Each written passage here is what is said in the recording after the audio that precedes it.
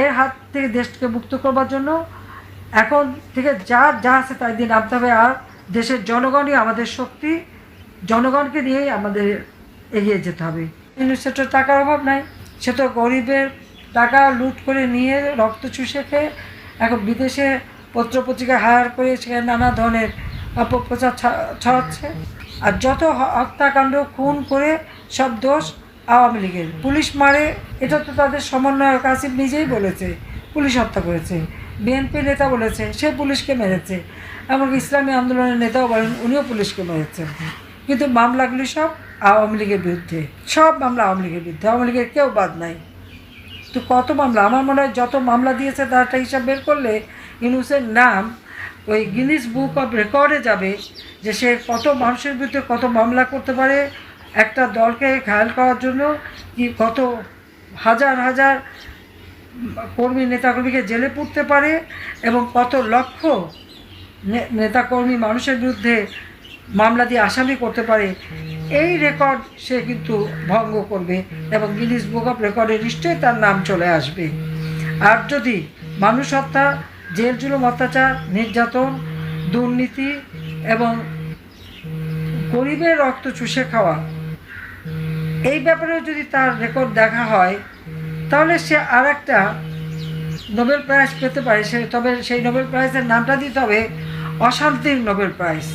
কারণ অশান্তির সৃষ্টিতে ইউনূস চ্যাম্পিয়ন সারা বিশ্বে, এবং বিশ্ব নেতারা কিন্তু তা জানে, এটা বোঝে যে সে দেশ চালাতে ব্যর্থ, দেশ চালাবার মতো তার ক্ষমতা নেই।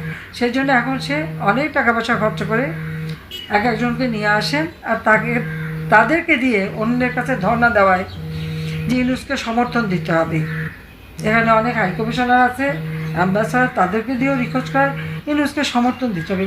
কেন? ইউনূসকে নাকি মাথায় করে এনে ক্ষমতায় বসিয়েছে।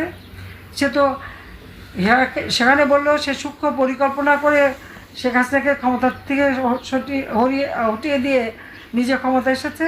বিল ক্লিন্টনের ফাউন্ডেশনে বললো এটা সম্পূর্ণটাই তার সেই সূক্ষ্ম পরিকল্পনা, অর্থাৎ ম্যাটিকুলাস ডিজাইন করা পরিকল্পনা। কোনো নেতা নাই, ছাত্র জনতা কিছু নেই। আবার সুইজারল্যান্ডের ডাভোসে ওয়ার্ল্ড ইকোনমিক ফোরামে যে বলে যে আমি কিছুই জানতাম না, উনি নাকি কিছুই জানতো না, ওনাকে নাকি সবাই ধরে এনে ক্ষমতায় বসিয়েছে।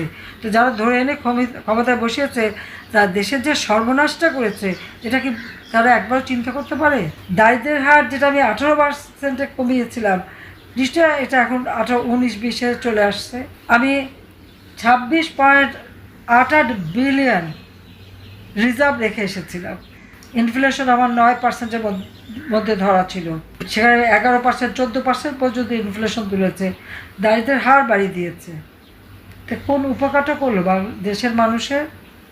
আজকে চাল, ডাল, তেল, লবণ প্রত্যেকটা জিনিসের দাম বেড়েছে। আমাদের শীতকালে এই সময় তো সাধারণত জিনিসের দাম বাড়ার কথা না, কিন্তু তারপরেও সব জিনিসের দাম বেড়েছে। আবার বলে জিনিসের দাম নাকি কমিয়ে দিয়েছে। কমানোটা কি? প্রত্যেকটা মিডিয়া, রেডিও, টেলিভিশন, পত্রিকা, সব জায়গায় ইউনূসের এজেন্ট বসা, এবং তাদেরকে থ্রেট করা হয়, এবং সেখানে মালিকানাও কেড়ে নেওয়া হয়েছে। বাজারে যে টেলিভিশন নিয়ে যাবে আগেই বলে দেয় দাম কমিয়ে দিতে, যদি কমিয়ে না বলে তো ওই দোকানও থাকবে না, লুটপাট করবে, আর টেলিভিশনও থাকবে না, জ্বালিয়ে দেবে। তখন তারা কম করে দাম বলতে বাধ্য হয়। কিন্তু প্রকৃত দাম পাওয়া যায় যখন ক্রেতারা নিজেরা কেনে, তাদের পকেটটা যে খালি হয় সেটা তারা বোঝে। আজকে দিনমজুরের আয় রোজগার নাই, আজকে সাধারণ খেটে খাওয়া মানুষের আয় রোজগার নাই, ব্যবসা বাণিজ্য নাই, একটার পর একটা শিল্প কলকারখানা বন্ধ। এ পর্যন্ত প্রায় 150-এর উপর গার্মেন্টস বন্ধ হয়ে গেছে, ইন্ডাস্ট্রি বন্ধ হয়ে গেছে, শ্রমিকরা বেকার হয়ে মানবিত জীবনযাপন করছে। আজকে কৃষকরা সেচ পায় না, সমস্ত জমি চাষ করতে পারতেছে না, কি বিদ্যুৎ নাই। আমি তো প্রত্যেক ঘরে ঘরে বিদ্যুৎ দিয়ে এসেছি, বিদ্যুতের তো কোনো কমতি ছিল না। 28,000 মেগাওয়াটের মতো বিদ্যুৎ উৎপাদনের সক্ষমতা আমরা অর্জন করেছি। আমাদের যেটা চাহিদা হতো 16,000 মেগাওয়াট, 17,000 মেগাওয়াট, আমরা তা উৎপাদন করতাম। এখন হচ্ছে না কেন? বিদ্যুৎ তৈরি করার জন্য যে উপকরণ কেনা, সেটা অর্থ তো বাজেটে ধরা ছিল, সেটাকে গেল কোথায়? তার জবাব দিতে হবে তাকে, সে জবাবও তাকে দিতে হবে। একদিকে দেশটাকে লুটে খাচ্ছে, আরেকদিকে খুন করছে, আর সব জায়গায় আওয়ামী লীগের দোষ। আওয়ামী লীগের দোষটা কিসের? আওয়ামী লীগ আমলে এই দেশের মানুষ দারিদ্র্যমুক্ত হয়েছে। আওয়ামী লীগের আমলে এদেশের মানুষ দুবেলা কেন 3 বেলা 4 বেলা খাবার সুযোগ পেয়েছে। আওয়ামী লীগের আমলে এদেশের মানুষের বিনা পয়সা ওষুধ পাচ্ছে কমিউনিটি ক্লিনিকের মাধ্যমে, চাকরি পেয়েছে, কাজ পেয়েছে, ফ্রিল্যান্সিং করতে পেরেছে।